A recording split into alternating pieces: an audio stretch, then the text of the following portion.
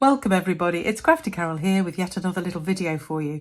And look, I've got an empty desk to start off with because I wanted to do a card that didn't really involve much in the way of stamp sets, but did involve this stuff. I have to be careful here because if there's any wind, it goes everywhere.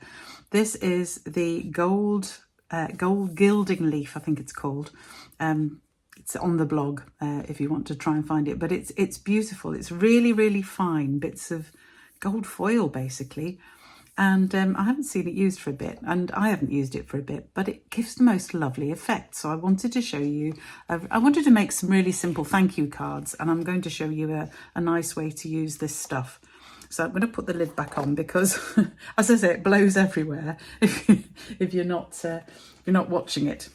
So I'm just going to use a sentiment, and I'm actually going to use the Something Fancy set because I wanted the thank you from that. And this set matches the Something Fancy dies, and there's some beautiful dies in here. And the thank you fits beautifully into this hexagon, but I could have used some of the others to get layers. I've actually used the hexagon with one from a retired set. It'll all become clear as we go through the card. So the card I made is this. And I'm using a lot of gold foil in it as well, but you could actually cut out your gold foil shape from your piece of gold foil that you put on the card, and that will actually save a little bit of gold foil if you want to. But I don't know if you can see, these stripes have been done with the gilding leaf, and hopefully you're catching the light and can see just how beautiful that is. I do hope it's showing nicely. And then I've just done the thank you embossed in gold with a gold outline, and I've used some of the gold twine there. And I've used another of the sentiments from the Something Fancy set for the inside, and again, you can see it, but I have embossed that. Okay, so what do you need to make this card? Well, we need the usual card base, which is 21 centimetres by 14.8 centimetres, scored and folded at 10.5 centimetres. We also need a piece of gold foil, which is 10 centimetres by 14.3 centimetres, and a separate piece of basic white, which is 9.5 centimetres by 13.8 centimetres. And that's the piece we're going to be working on. You also need a few little scraps, but all the details are in the blog if you want the actual list. But I want to show you how I actually made these stripes and how I sort of marked to do them. So, need the trimmer, and I want to have the blades absolutely out of the way because we don't want them to touch anywhere here. And I'm going to work in a slightly different mix of centimetres and inches just because I've got inches marked on my trimmer. I don't have the centimetre marks. I should put them on, but I don't. So we're going to use inches, and it doesn't really matter. You can choose your own sizes for this. But I'm going to start off with my 9.5 centimetre piece of basic white placed on so that it's at 5.5 centimetres. So we place it on there, close this over, and then I'm going to mark with a pencil, because I can go through the channel here just with the pencil upright, mark the top, and then mark again at around about 2 inches. So I'm going to move it along to 3.5 centimetres there. And now again, mark it on the top, this time mark it at 3 inches. And finally, 1.5 centimetres, mark it at the top, and this time we're coming down to 4 inches. So it doesn't need to be completely exact, it just needs to be reasonable, so you've got it as a sort of line. So you've got a mark at the top and a dot at those distances that I've mentioned. And then I'm going to use some thicker tape. This is actually thicker than our just sticky tape, just the ordinary sort of tear and tape, but this is a thicker one. Or if you only have our normal size one, then use 2 strips of this side by side. And all we do, and I've started one because you don't want to see me sticking bits of tape on, but I'm going to stick the flat bit of the tape. So if you've got, like here, I've torn it, then I want to start off by making sure that is straight by cutting off the end.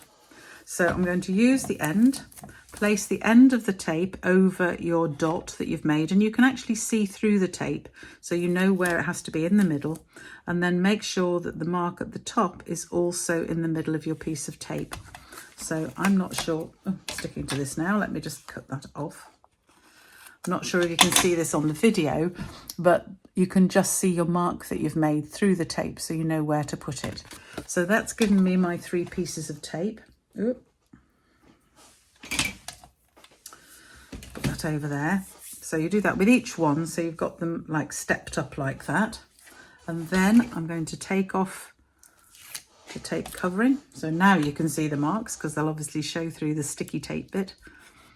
Make sure it's stuck down, obviously. There we go. And then my final one, take those off. Now I'm going to put the gold leaf on. Now the important thing with the gold leaf is make sure you have it in a box. When you get it, it comes in a little tab, a sort of tub like that. And I always put it in one of these boxes. I could even do with a slightly, I can't get it off. Can even do with a slightly bigger box than this. But the key with this gilding flake, oh, there we go, is not to breathe anywhere near it, not to have any drafts in your room. So, because it makes a mess, it goes everywhere. It's so light. So I'm going to place my, there's a bit already trying to escape. I'm going to place my card here on a piece of scrap, and then I'm going to pick up this really light flake and just cover all of my sticky bits of tape. I'm just going to push it down gently. Use a lot, be generous with this. It goes a very long way. Literally, if you blow on it and have too much wind rear it. And I'm trying to even be careful speaking, because even just speaking can push this stuff everywhere. There we are. Try and keep it on my plate. So you can see it looks a real mess at the moment, but I can start to tip off the excess I don't need. And that's why I've got one of these little sponges. I've actually used a piece of an old mat that I cut up, an old stamping cleaner mat. But you can use some of the Stampin' Up sponges, because you're just very gently now going to rub all over the card, just to press down the gold flake into where the tape is and get rid of all the excess. So just very gently rubbing it down and burnishing it. And that, making sure I get the edges off here. There we go, don't need that bit there either.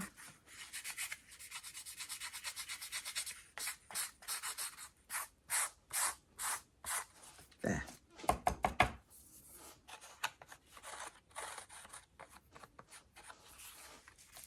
So now, very carefully, I can put all of this back into the tub, and hopefully I haven't got too much around my desk, which is making a big change. So even flapping this by it, you need to be careful, because it literally does blow anywhere. It's so light, but it's so beautiful. So I can put my lid back on there, put that out of harm's way. So I've only got a little bit on the desk. That's not too bad, is it? So I'm just going to actually, I don't know why there's a bit stuck there. I think that's just from a bit of stickiness on my finger, actually. So I'm just going to use my rubber to get rid of that.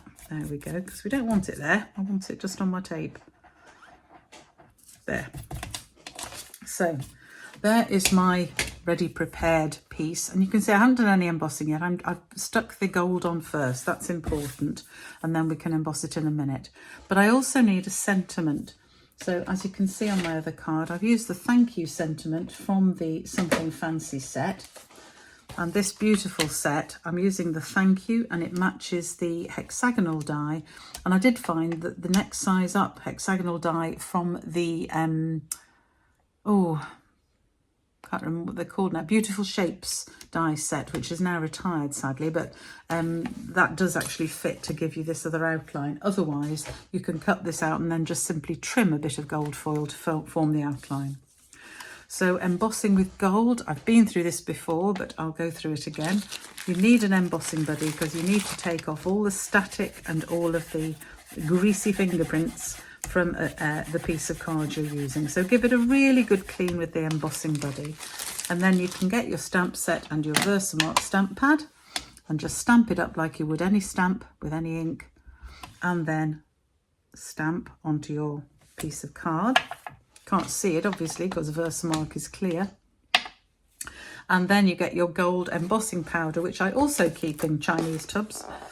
Again, because I get it everywhere if I don't. You can use a piece of paper in the ordinary, the tub it actually comes in, and tip it out. But I find this is quite an easy way to use it.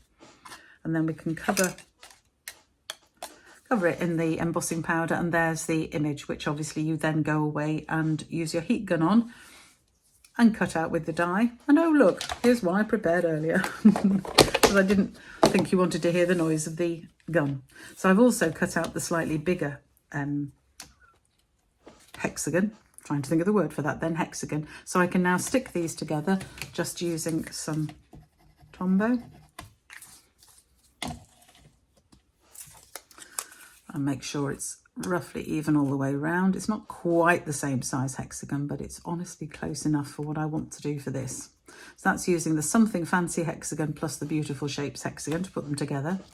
So now the next stage is I want to go and emboss this. Now for this card, I've actually used the hatched folder from the lovely set of 3 basics embossing folders, £28, online only. So do go and look for those because they really are worth having. They're not in the catalogue, they're online only. And it also comes with a dots one of covered in dots, and this one, which is like a lovely flower one, which is the one I'm going to use for this particular card to see what it looks like, because I want to play with all of them. So give me a minute just to go and emboss that in my cut and emboss machine, and I will be back. So here is the result. I really quite like that, I must admit.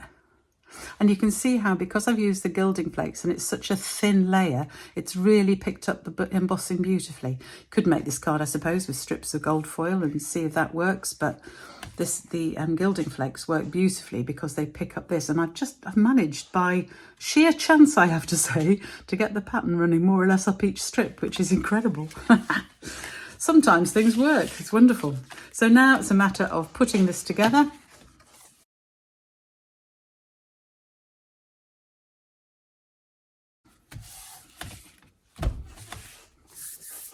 So there we have the card together, and I've actually already embossed the sentiment in the middle as well. And all that remains to do is to add, I've used some of the elegant trim, Simply Elegant I think it's called. Yeah, Simply Elegant trim. It comes as a double pair thing. You've got silver and gold. I'm going to use the gold again. So just to put that on, things sticking everywhere. I just need a small piece of tape across where I'm going to stick my sentiment, which will go there. So I want my strips of gold, my pieces of the gold twine, to reach from about there to there. So having stuck a bit of tape on, I can then take the top off, hopefully, there, and just randomly use that to stick the end of the gold trim, and then I can make my loops to go roughly where I want them, as I've just described. So about from up there to down there. Lovely. And then we'll put a second loop on, because I always think a double loop looks better. Just make sure I've got this not too wound. There we go. I'll have you a bit longer. There we go. Oops, double loop there. And then a final double loop round here. Stick the end down and trim off.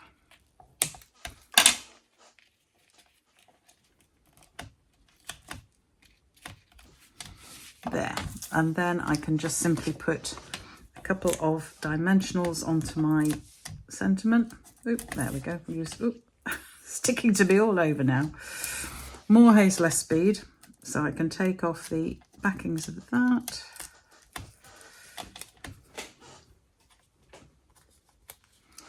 And place down over my already put on bits of gold. There we go. There, that's not too bad. Let's have those a little bit more offset there. Lovely. So there we have some thank you cards. I also played around with doing angled strips. That was a little bit more difficult to try and get them in a line. They're not quite, but they're close enough. So all of these things, of course, can be bought. All the things I've used can be bought from my Stampin' Up shop, so do have a look there. And remember that any order with me over £30, you can actually get the same value of my retired stuff for free. So don't forget that. And if you do order from me, then you might well get one of these thank you cards, who knows? But I hope you have a go at playing with this lovely gilding flakes, because they really do give a lovely effect on the back of some nice adhesive strips. I can't talk today. Thank you for joining me today, and I hope to see you soon. Do go to the website, sign up for the emails so you never miss what I'm doing, and you'll also get news whenever I publish a new blog. Thanks for joining me. Bye for now.